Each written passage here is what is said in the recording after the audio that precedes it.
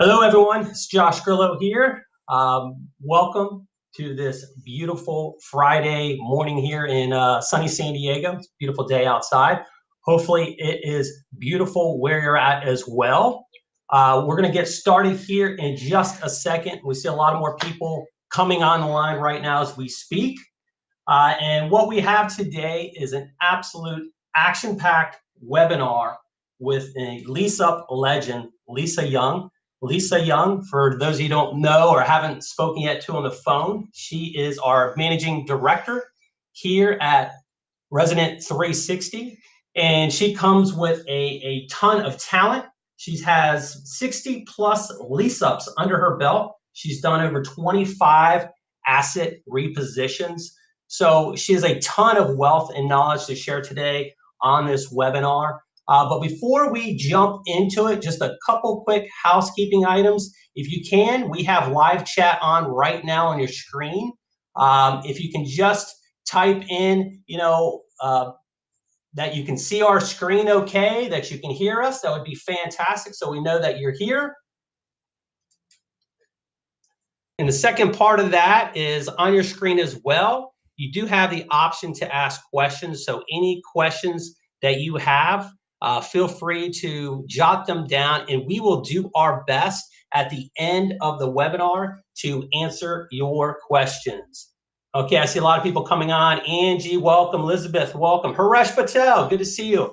Glad you're here. Katie, Ryan Lewis, Brian Koch, Steve Anderson.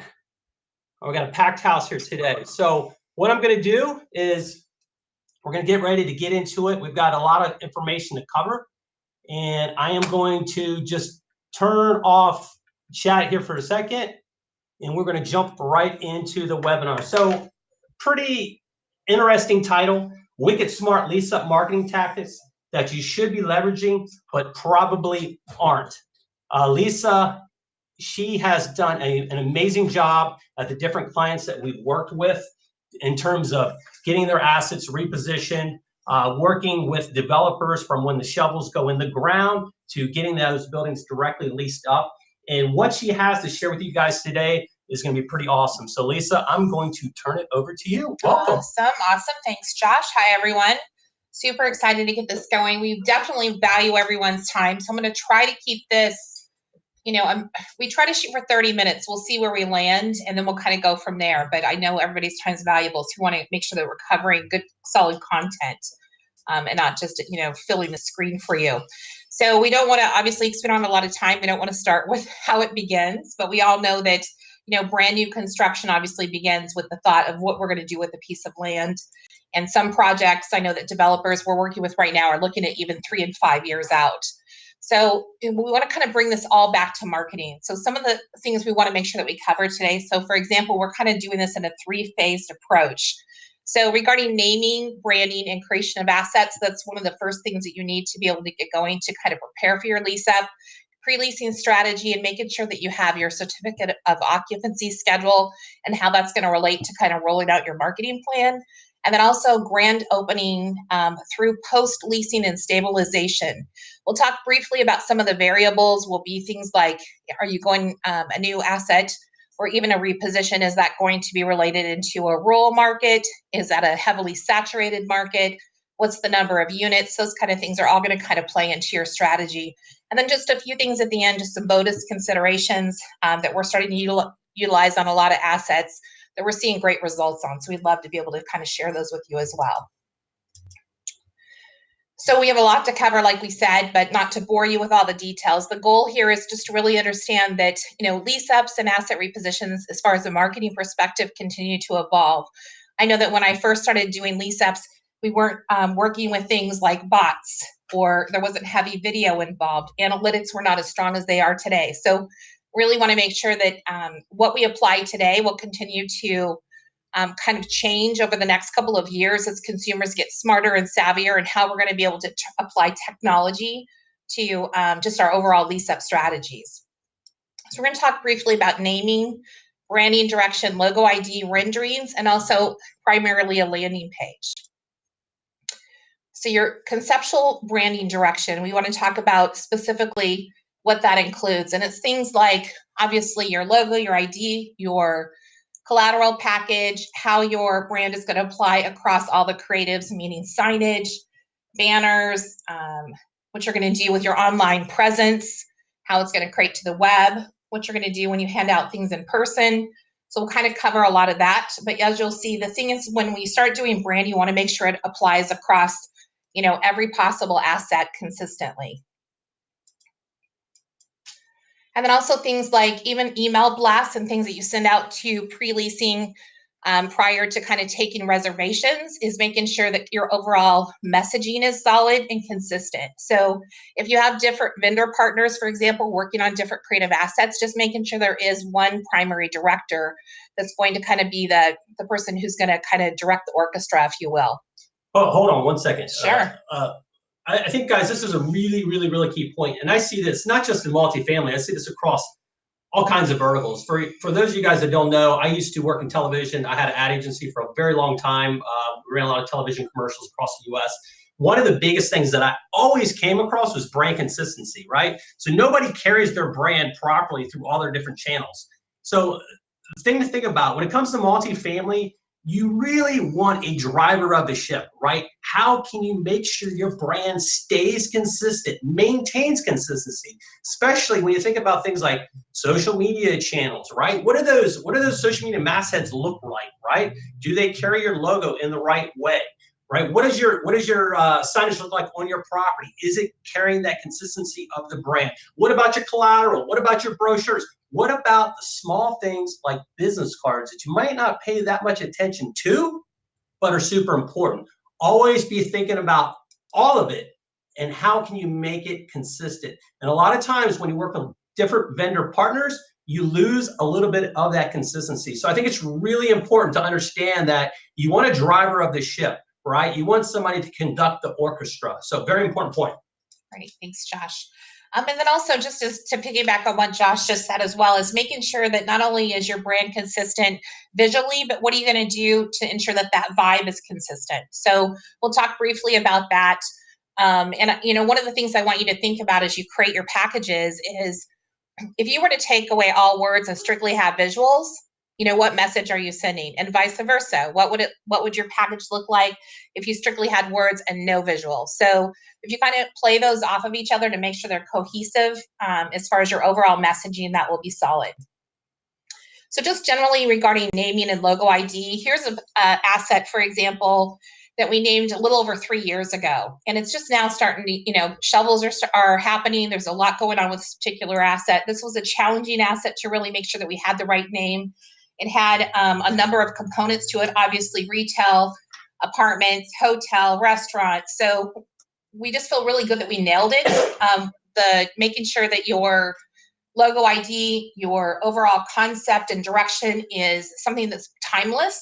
That's one of the things you want to make sure, because sometimes I know that when you're working with developers or a management company maybe inherits an asset, is just making sure that you understand that, maybe things were decided 3 years ago, revisiting that and making sure that you are, consistent with today, that message you want to get out. And then also specifically, is this going to be the right name and the right logo ID that's going to be good in 5 years from now, 10 years from now, 15, and so forth.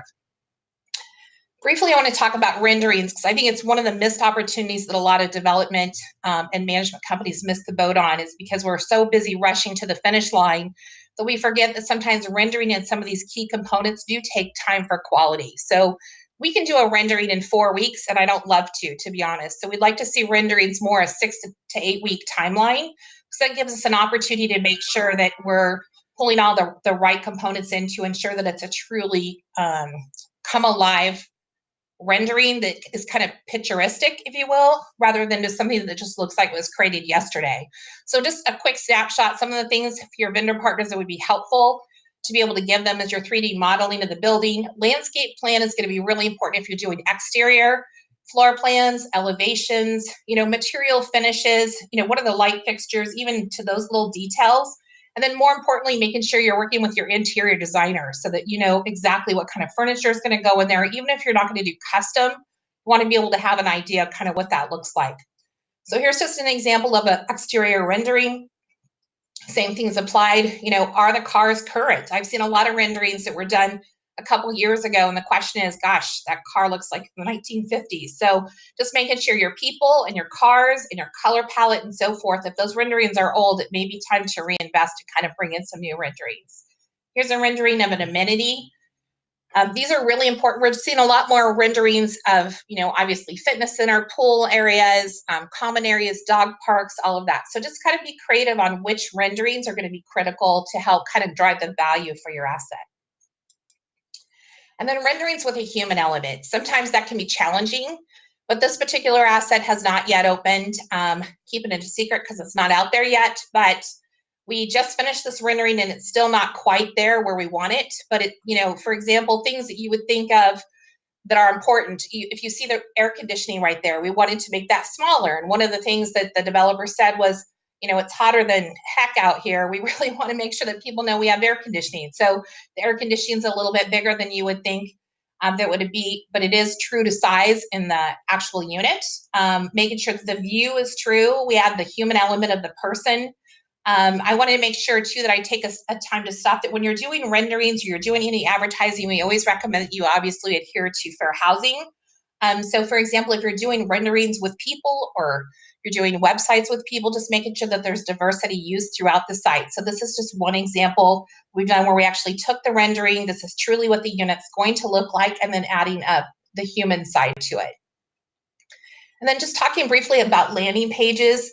Less is more on a landing page, and we're going to talk about this a little bit more later. We also have a $35,000 phone call that we share a lot with a lot of teams that are doing lease ups or asset reposition. Just making sure that we understand the purpose of the landing page is get it enough for the prospect to actually give a call to us and or to email us or reach out so that they can get additional information.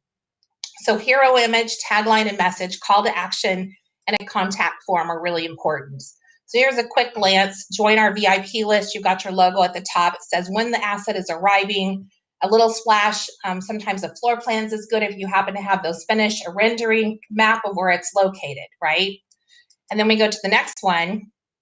But this one has not yet opened as well, but this is a true photo of what the asset will look like from that position. Renderings included, map, and then also just kind of making sure that we're putting out there as far as this part where you say indulge yourself.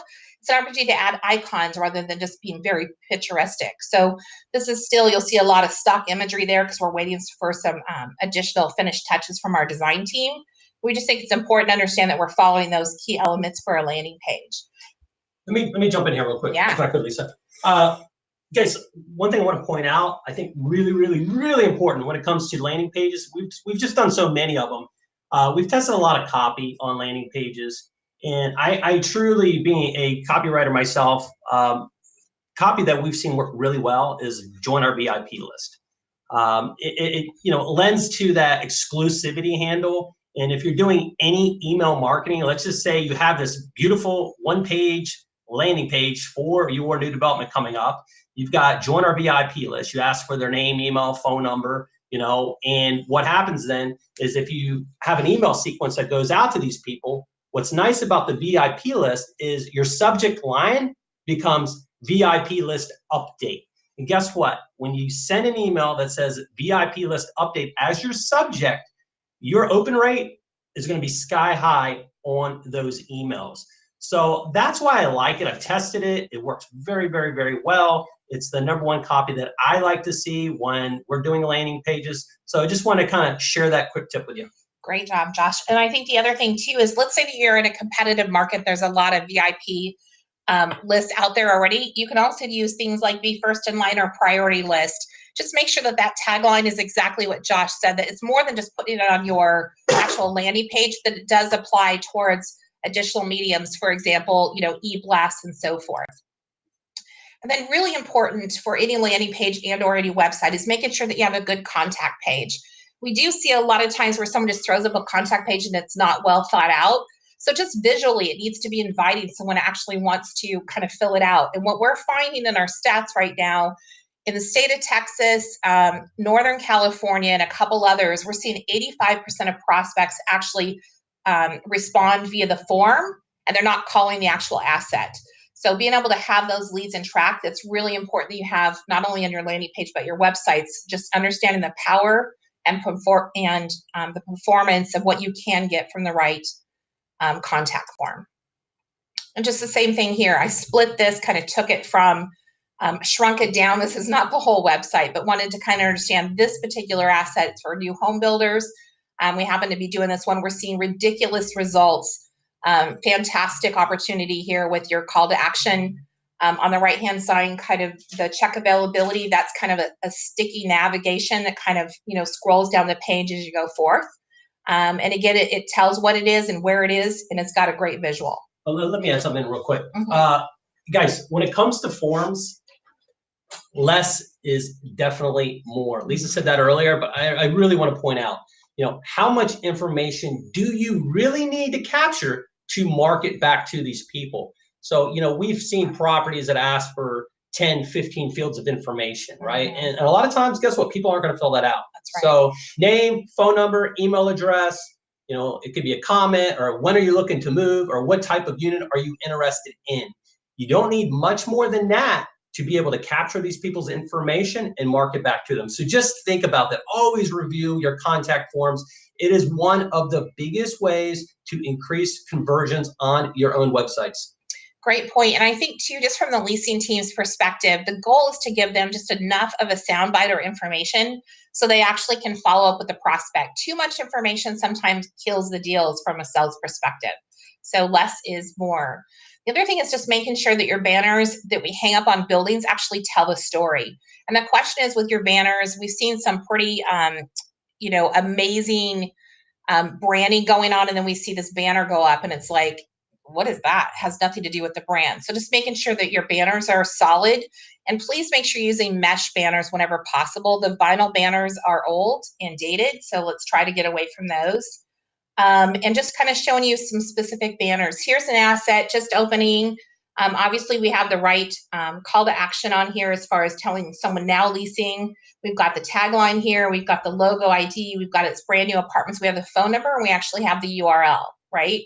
Now, here's another one that is not yet open, and the client is not ready to accept phone calls. So it's okay to put up a banner, just making sure that you have a landing page to be able to drive them to that particular space so that they know how to kind of reach out, and that's how you kind of start that VIP list, as we mentioned earlier. And then same thing, if you're going to do a banner, why not do two different ones? They don't have to be matchy, if you will, across the asset. Kind of switch them out, especially if you have a lot of good drive-by traffic. It's really important to keep those fresh. And same thing, here's just another one of the one that we showed before.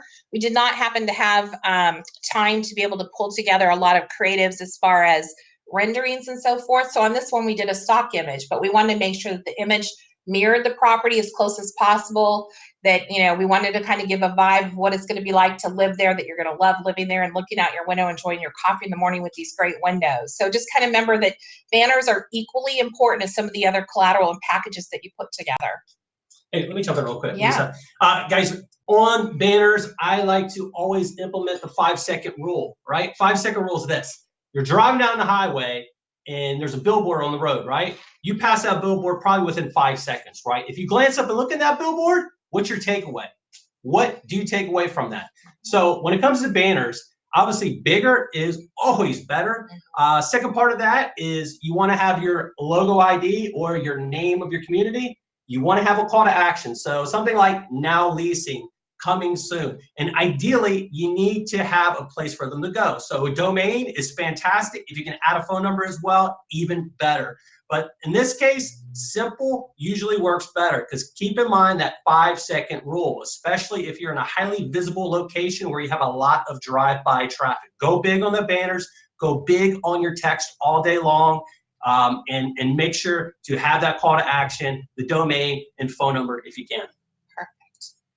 And then we're not going to dwell too much on traffic, but we do want to say in phase one, you're pretty much ready now. You've got your logo ID, your general branding direction, hopefully got some renderings or some visuals, and now you're going to start driving traffic. And we're going to talk about that a little bit more in a further phase, but it's just really important that those key components happen, and then now we're ready to kind of start driving and hopefully get some conversions. So just want to make sure that we understand that, there's a little bit of conflict. Believe me, I've been in the industry long enough and work with enough partners that We can have a candid conversation where sometimes there is conflict between operations and marketing. And that is because operations has to make sure that they, get the rents that was kind of put into the deal originally with investors and so forth. And then marketing comes sometimes late to the game, or they may be on the front end, but there's always a little bit of, conflict of, are we driving the right traffic? We're not closing the right traffic, those kind of things. So I just want to make sure that we're kind of understanding the importance of recording phone calls, and there's some real benefits to that. It's not just the old school days where we listen to phone calls to see how our staff is performing. So real quick, Lisa, Yeah. recording phone calls, like, would you recommend that, people record the calls and then what, grade them, or how should they go about kind of sorting through that? Yeah, excellent question. So a couple things. Number one, make sure that you set the tone with your team. Now, this is a marketing webinar. This is not about sales. This is not about, motivating your team. So I'll try to keep that as much as I can out of it, but they do kind of all go together. So, to your point, Josh, the thing is when you're listening to a phone call, you're listening for a couple things. Number one, old school and still new school, is we know that you're listening to phone calls to confirm, how is the leasing team doing? Are they answering on the second ring? Are they listening to the consumer? Are they leading the conversation? Are they actually responding? Are they leaving a lot of dead air? Are they, there's things that we do to listen for, to make sure that we're actually connecting and engaging with that consumer to get them to want to convert. The other thing is to making sure from a marketing perspective that every single time you possibly can, and this is where the marketing and the operations is kind of going to more complement each other, is making sure that we're listening to phone calls. Are they truly qualified traffic? If you're getting an unlimited number of calls, we all know if they're saying it's too expensive, maybe our marketing is not correct. Maybe we need to shift our strategy. And that's an opportunity for us to be able to go to the operations and team and say, look, I don't want to just record phone calls to see if the leasing team is able to convert. It's also about making sure I've hit the mark, that I'm able to help make sure that we're driving the right traffic. So sometimes from marketing, we get put on the defensive. We want to make sure that we kind of turn that around and make sure that we understand that we're bringing this to the table because we want to be a partner with our operations team. And then finally, consumer response. And that's kind of what Josh is saying. What are we listening for? We had a property, we've had numerous properties, but I'll give one example that was losing, upwards of 50 grand a month. And it was a lease up property, and they couldn't figure out, they were getting all this traffic. We're like, what is the deal? And we're like, we're driving qualified traffic. So we convinced them to listen to phone calls. The owner was against it at the beginning. We had a team meeting with the leasing team to make sure they were clear that we were listening to calls, one, to help support them from a sales perspective, but equally important to understand how the consumer is responding to the rents and the specials and or amenities or value that we're selling. And so I think that's one of the biggest things that we miss in multifamily, is we miss the point that the consumer response to our marketing and our efforts out there is critical. So anytime you can take a step back and kind of listen, how I'm quoting that rent, how am I describing the amenities, how am I asking for the appointment? And again, I don't want to go on a tangent. I'm a big proponent, obviously, of recording phone calls, but we've had some lease ups where we've listened to phone calls and, your rents, for example, are listed on your landing page or your website, and the consumer is calling to say how much, is your 2-bedroom. And they see the price right there. Believe me, guys, they're not asking to confirm how much is the 2-bedroom. They already know the price. They're calling to confirm, truly, is the price what was posted? And more importantly, you're going to get a major confirmation whether or not that leasing team believes in that price. And one quick story before we move on is we had an asset that was a lakefront community. Here comes summer, and we upped the rents overnight $300. The leasing staff, of course, kind of threw a fit, and for good reason, was stressed out because they knew that they couldn't, in their mindset, lease these apartments on the water for $300 more than they were yesterday. So we took out the leasing staff for the weekend. We brought in a brand new leasing person who had no clue that we were going to change the rents and that they were lower $300 the day before. Lo and behold, by the end of the weekend, she had leased 4 apartments. Now, it's not because the rent was, too expensive. It was because her voice projection, when she quoted that rent, there was a confidence level, as versus when you listen to a leasing agent and they maybe kind of talk about their rents. If there's any kind of fluctuation in their voice or they don't sound confident, the consumer picks up on that. We're all consumers in all different verticals.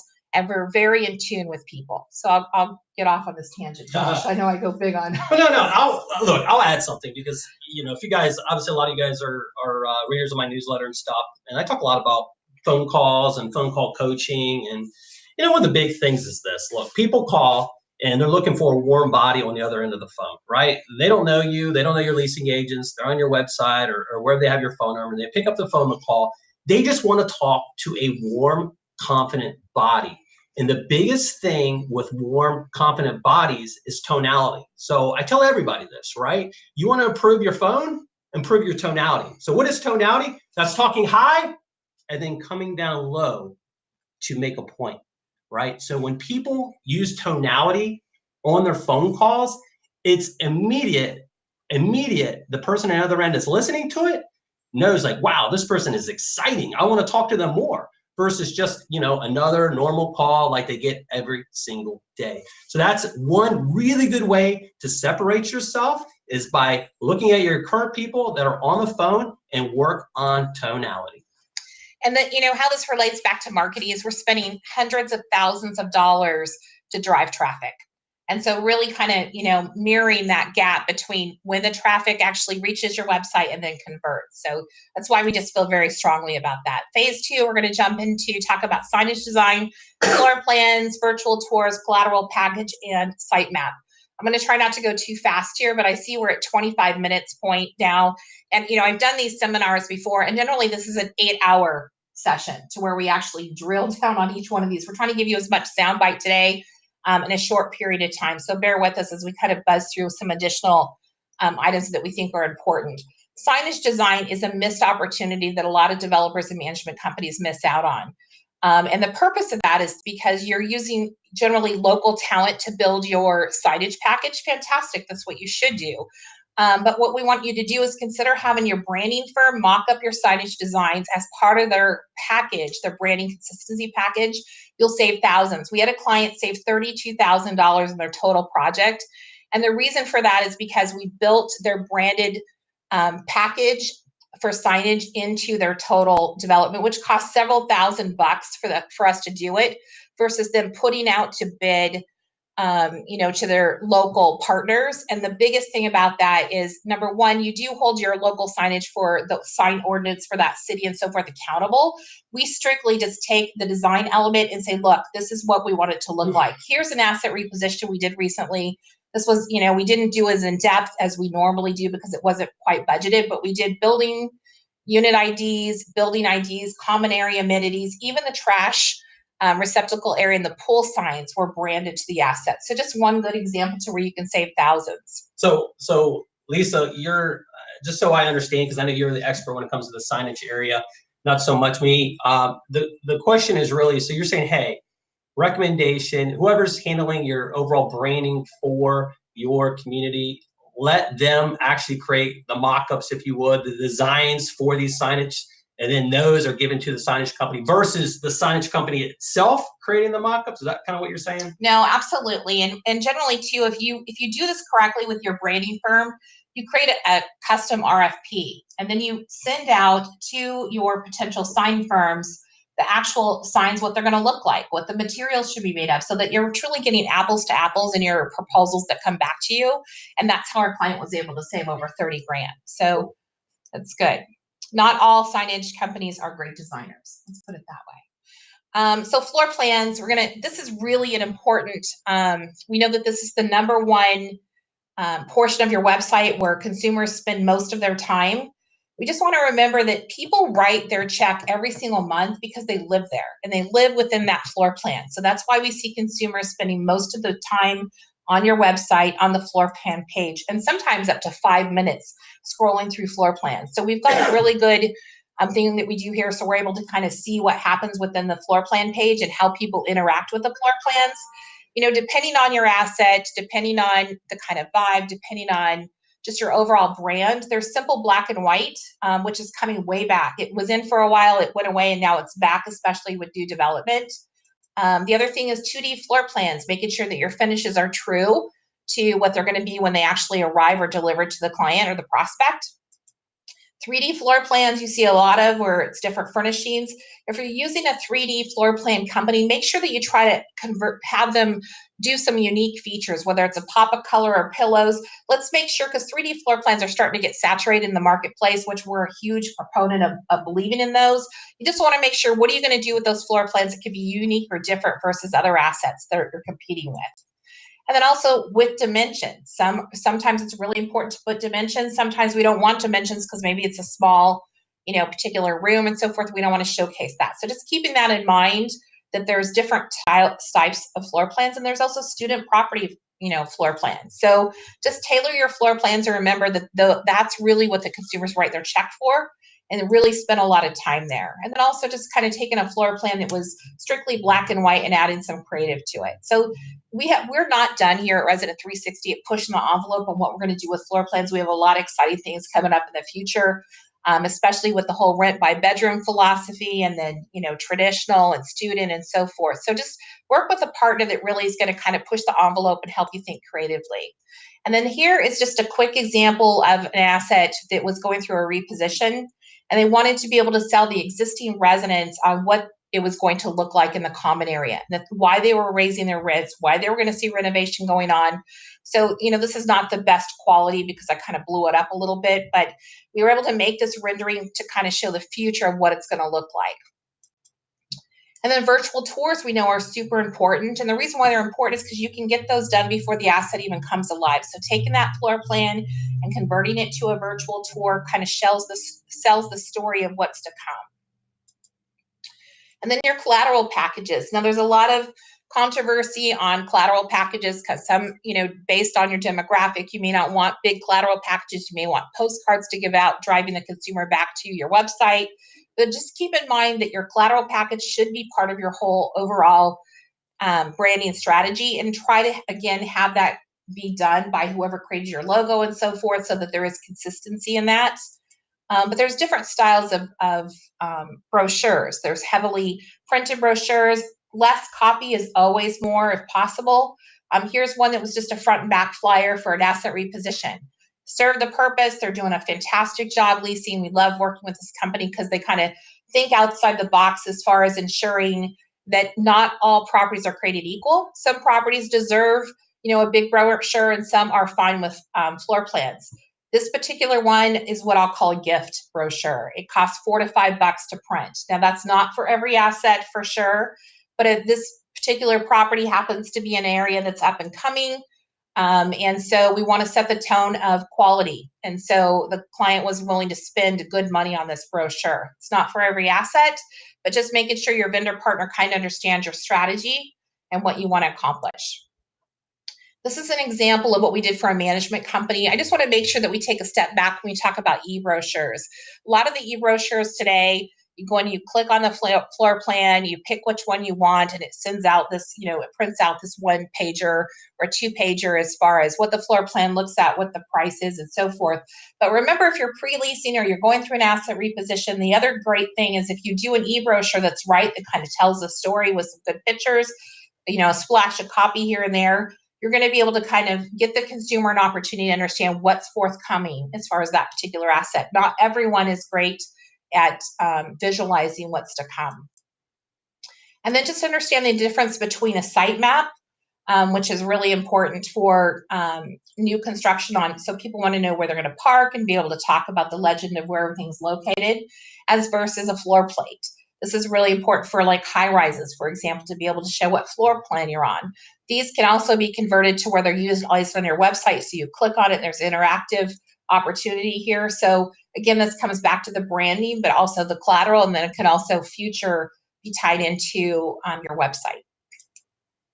A walking map is important if you have great walkability. We all are familiar with walkscore.com. It's really important if you are, let's say you have a community. We have a lot of properties actually. We're working on a 40-unit development right now where the client is spending $100,000 on this particular development. And I have to tell you that the property of 40 units, as you can imagine, does not have a huge amenity opportunity. So we are pulling from the local area, has a great walk score. So we're able to kind of pull the vibe of what's going on within that, 1 mile radius, if you will. So just think about a walking map if that applies to your assets coming up.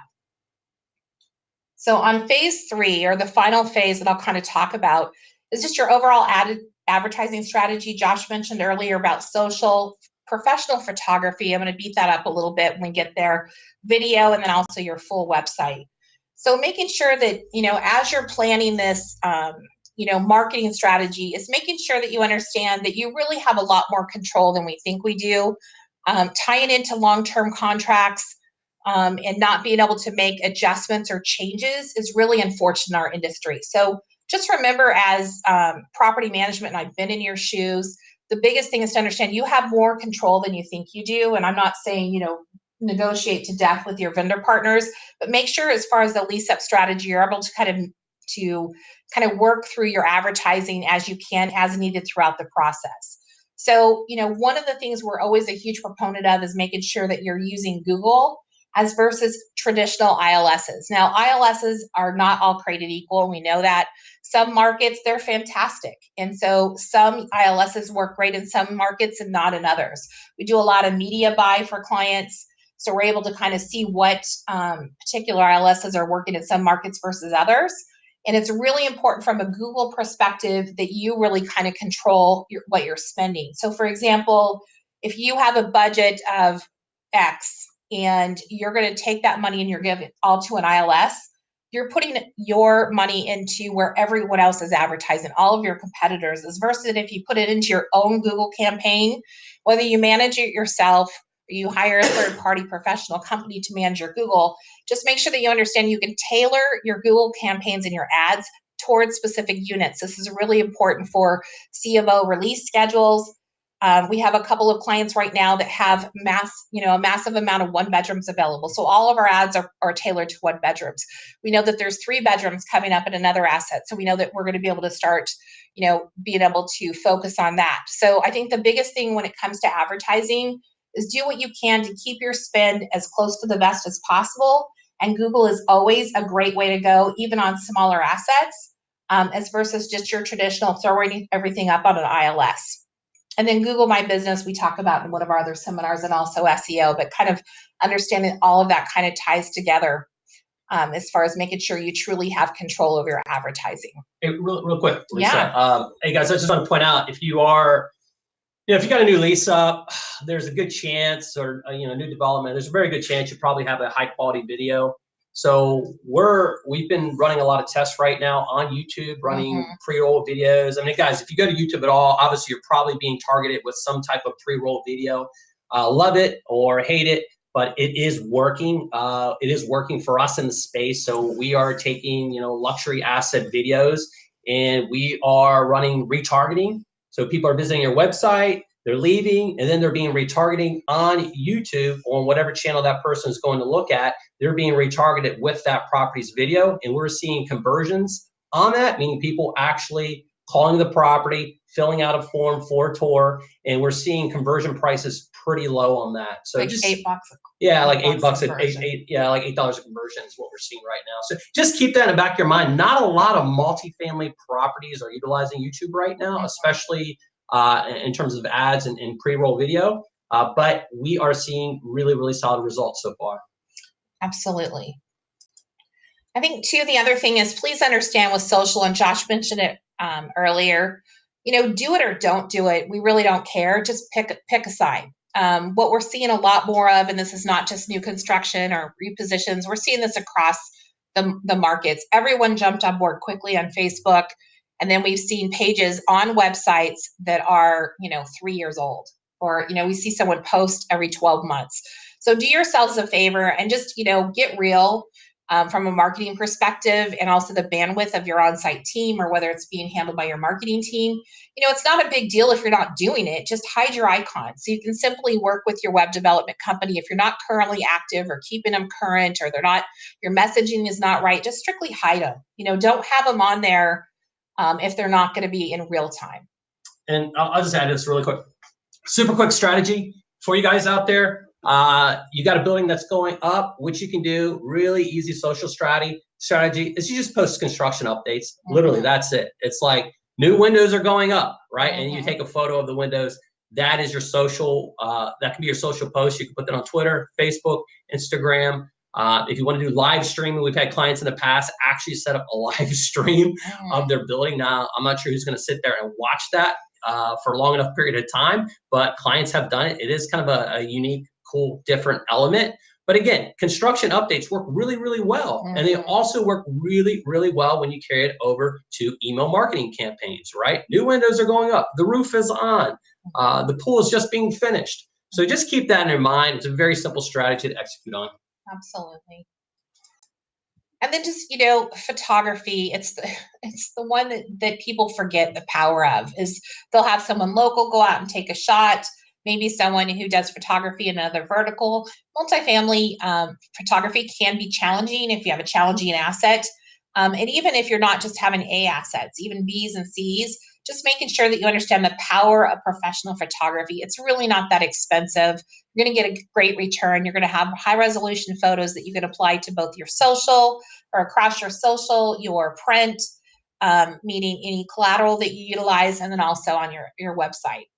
And then also Josh already talked about video being major player in right now, and there's not enough people taking advantage of it. Drone footage has picked up, which we're seeing a lot of great drone footage. Not all of those are created equal, so find the right company. And then also 360 tours are important. And then just briefly on websites, making sure that you have the right partner for your website. But one of the things, this is not a website webinar, and we're at 40 minutes now, so we're going to kind of wrap up shortly so we can open up for some questions. But the main thing is just to create a plan and execute. Remember that not all websites are created equal. We get a ton of phone calls from clients, or potential clients looking to kind of maybe update their website. Or more importantly, we'll get a lot of calls that people want us to do their Google campaigns. And I got to tell you, sometimes I look at these websites and I'm like, unfortunately, I'd love your business, but we just can't drive traffic to your website because we know it's not going to convert. We manage hundreds of campaigns, $2.5 million a year in Google spend. We know what's going to convert. We know what's going to work. And at the end of the day, we do not want to be driving traffic to a crappy website. So sometimes what we'll do is we'll just say, look, keep your website the way it is. If you don't have the authority or the opportunity to make a change, let's just throw up a one-page lander or a landing page to be able to drive that traffic. So just remember the power of websites, and that applies across lease-ups, repositions, and also all others. And then finally, just making sure that you put your price on there. I'm sure everyone on this webinar, if you guys are forward thinkers, which we've seen, we know a lot of you on this call, we absolutely please get your people to put the price in there. Do not say call. The consumer today wants real-time information, and respect them enough to be able to ensure that you have your pricing on there. And just finally, just make sure when you guys go to your website, do what you can to have integration. It's really important that you can pull data feeds. Your real-time availability and leasing is really important. And then also at the end of the day, your website results matter. So just make sure that whoever your partner is, you get a really good opportunity to kind of understand what's happening with your website, with your traffic, with every single thing that you put out there from a marketing perspective should be able to be tracked. And then another nugget that has been super, super popular lately, and we've kind of created this ourselves, is our own custom built scheduler, but it's really important if you have an opportunity to be able to allow the consumer to select appointment time. We're seeing a lot more conversions, and we're actually being able to train the leasing team to follow up pre-schedule before the schedule tour happens, and then also after the tour happens. So it's really important if you have an opportunity to be able to kind of do that, and you can control your hours of when you want to be able to accept them. But remember, the consumers on our websites 24/7, and our offices are open, 9 to 5 or 10 to 6 or whatever it may be, especially during the winter hours. I know we're kind of coming out of that time right now and getting ready to head into spring. But if you have an opportunity, your website's up 24/7, give an opportunity for the consumer to be able to schedule an appointment. And then also we're seeing a lot more bot activity. So we kind of, for transparency, kind of screwed up this past couple weeks on a website where we have a client that we love and who allows us to make mistakes because we're pushing the envelope on a lot of different, what I'll call techniques out there that's different, that we're stealing from other verticals and bringing into multifamily. We put a bot on his website, and he calls me and he says, Lisa, I'm getting all of these people, they're coming into our property and they're saying, I'm here for my tour. And they're like, the leasing team's like, I didn't schedule a tour. Did you schedule a tour? And everybody's looking around, nobody scheduled a tour. Well, they had a ton of tours, and guess what? The people would say, I scheduled it with the bot. And they're like, well, who's the bot, right? So the point is just making sure that you have an opportunity here. What we did was the bot was working fantastic, but we didn't change the hours. So they were getting a flood of appointments and opportunities for tours where they were having too many people showing up at one time. So what a great problem to have. But, the bot is a new thing. If you want information, we can send it out to you. But just remember, if you don't have the best leasing team, if you will, then the bot is fantastic because it interacts with your consumer. If you have a fantastic leasing team, it works fantastic because they're really proactive at making sure that they keep up with what's happening with those appointments. And then also stats come back on how much the bot is actually interacting with your consumer. It can send, it quotes prices, it can send an e-brochure, all kinds of things. It's pretty active. Cool deal.